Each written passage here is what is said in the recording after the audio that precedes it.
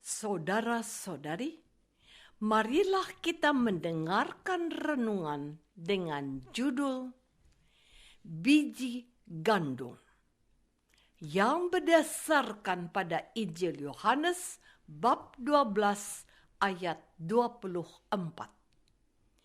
Yesus bersabda, "Aku berkata kepadamu, sesungguhnya jikalau biji gandum tidak jatuh ke dalam tanah dan mati, ia tetap satu biji saja. Tetapi jika ia mati, ia akan menghasilkan banyak buah." Dalam nama Bapa dan Putra dan Roh Kudus. Amin. Saudara-saudari terkasih dalam nama Tuhan Yesus Kristus. Di antara mereka yang berangkat untuk beribadah pada hari raya itu, terdapat beberapa orang Yunani. Orang-orang itu pergi kepada Filipus yang berasal dari Betsaida di Galilea, lalu berkata kepadanya, "Tuan, kami ingin bertemu dengan Yesus." Filipus pergi memberitahukannya kepada Andreas. Andreas dan Filipus menyampaikannya pula kepada Yesus. Tetapi Yesus menjawab mereka. Katanya, "Telah tiba saatnya Anak Manusia dimuliakan. Aku berkata kepadamu, sesungguhnya jikalau biji gandum tidak jatuh ke dalam tanah dan mati, ia tetap satu biji saja. Tetapi jika ia mati, ia akan menghasilkan banyak buah. Barang siapa mencintai nyawanya, ia akan kehilangan nyawanya.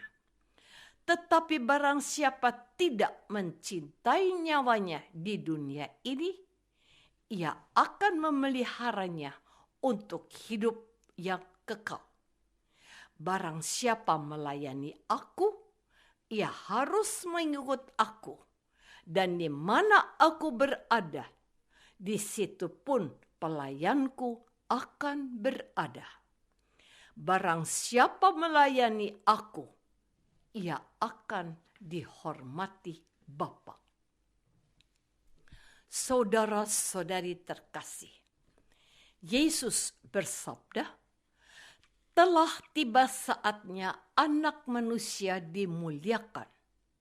Telah tiba saatnya Anak Manusia ditinggikan, disalibkan. Anak Manusia yaitu Yesus dengan ditinggikan, dengan disalibkan, dengan wafat di salib, Yesus menyelamatkan dunia. Yesus menyelamatkan manusia. Yesus diibaratkan sebagai biji gandum. Kalau biji gandum tidak jatuh ke dalam tanah dan mati, maka ia akan tetap satu biji saja. Tetapi jikalau biji gandum jatuh ke tanah dan mati, ia akan tumbuh menjadi pohon gandum. Ia akan menghasilkan banyak buah gandum. Ia akan menghasilkan banyak orang yang menjadi murid dan pengikut Yesus. Dan para murid serta pengikut Yesus akan mengikut Yesus dimanapun Yesus berada. Para murid serta pengikutnya akan berada, akan bersama Yesus. Itulah syarat untuk menjadi murid dan pengikut Yesus yang sejati, selalu ada bersama Yesus. Saudara-saudari terkasih, membicarakan akhir zaman selalu tidak nyaman. Ada pergolakan. Tuhan hendak menyatakan bahwa tidak ada yang kekal di dunia ini. apa yang kita anggap sebagai milik kita di dunia ini akan kita tinggalkan. Entah itu orang tua, suami istri, anak, kekasih, sahabat, bahkan nyawa kita sendiri pun akan kita tinggalkan. Tidak ada yang akan kita bawa. Tidak ada yang akan kita bawa mati. Semuanya hanya sementara. Tidak ada yang kekal. Tidak ada yang abadi.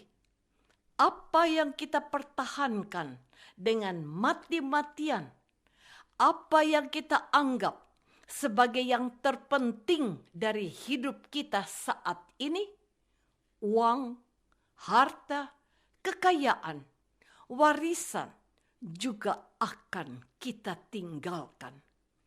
Allah ingin mengajarkan kepada kita untuk dapat menempatkan semuanya pada prioritas yang sejati. Mana yang penting dan mana yang sekunder atau yang kurang penting. Allah satu-satunya tujuan hidup kita. Saudara-saudari terkasih, namun selama kita di dunia ini ada banyak pencobaan. Godaan yang membuat hati dan pikiran kita berbelok arah. Kita tergoda untuk mencari uang, harta, kekayaan. Kita melakukan hal-hal yang berlawanan dengan kejujuran, kesetiaan, kekudusan. Kita melakukan penipuan, pencurian, kolusi, serta korupsi. Kita berbohong, kita sombong, kita tidak takut berbuat jahat dan dosa. Kita tidak takut kepada Tuhan. Kita berani melawan perintah Tuhan. Kita tidak takut akan hukuman Tuhan. Kita manusia dibaurkan oleh tujuan dan prioritas yang semu. Kita berlomba-lomba mengejar dan mempertahankan yang tidak pasti dan tidak sejati. Marilah kita bersikap bijak dalam menentukan prioritas hidup kita. Sabda Yesus dalam Injil Yohanes bab 12 ayat 24. Sesungguhnya, jikalau biji gandum tidak jatuh ke dalam tanah dan mati, ia tetap satu biji saja. Tetapi jika ia mati, ia akan menghasilkan banyak buah.